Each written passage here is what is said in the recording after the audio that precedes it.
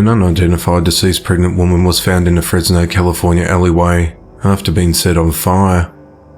The woman's body was found in an alley in the 4400 block of North Cornelia Avenue at around 12:20 p.m. on the 13th of December, as a man drove past and noticed the blaze. As the man drew closer to the fire, he discovered the body on fire. He called 911 and also yelled for help from maintenance workers at a nearby apartment complex who tried to put the flames out with a fire extinguisher. Firefighters arrived at 12:26 p.m. and put the fire out and pronounced the woman dead. Lieutenant Paul Cervantes of the Fresno Police Department said that the victim is a black woman in her 20s, of small stature, and it was immediately apparent that she was pregnant. Police said that investigators will expand the crime scene from the alley to nearby major streets.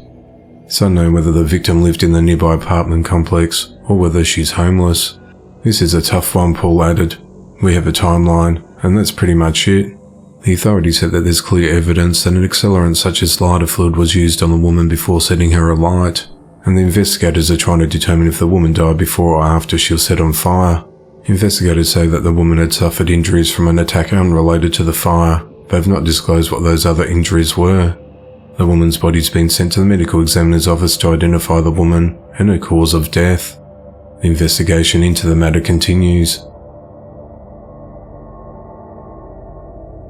45-year-old Brandy Barrett White was found fatally shot in Coahoma County, Mississippi over the weekend.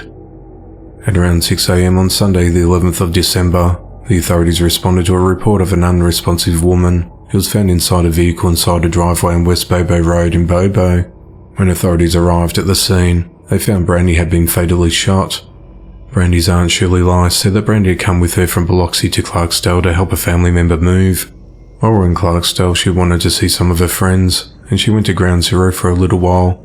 I was tired and having trouble walking. I said, "Take my car," and she went by herself, she said. The following morning, Brandy's cousin Jerry Mills found Brandy dead in her aunt's car in his driveway. She had been shot twice.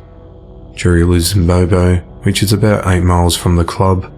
He said, being cousins, I think she made it here just because she thought I could help her, but by the time she got here, she may not have been able to get out of the car, and apparently passed away in the front seat, he said.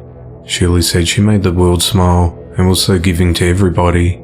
She helped at a soup kitchen, and she worked at 2 different missions. Dorothy Bellard, another aunt of Brandy, said she will always be my special niece. She went through some tough years but was getting her life back together. She'll always hold a place in my heart. Hope she's in heaven taking care of her father, Johnny Barrett. The authorities have released little information in the case and have not stated a possible motive or whether they have identified any suspects.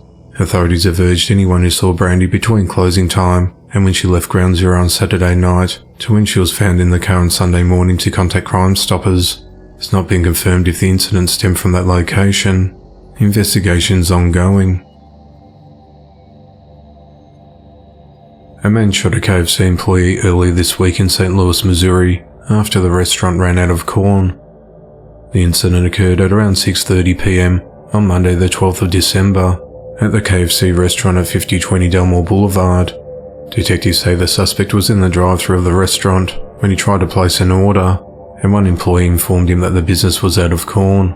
After that, the suspect reportedly made threats towards the employee through the speaker box. A short time later, the suspect pulled up to the drive-thru window with a handgun. A 25-year-old employee went outside to talk with the driver and returned to the restaurant with a gunshot wound. The gunman then drove away.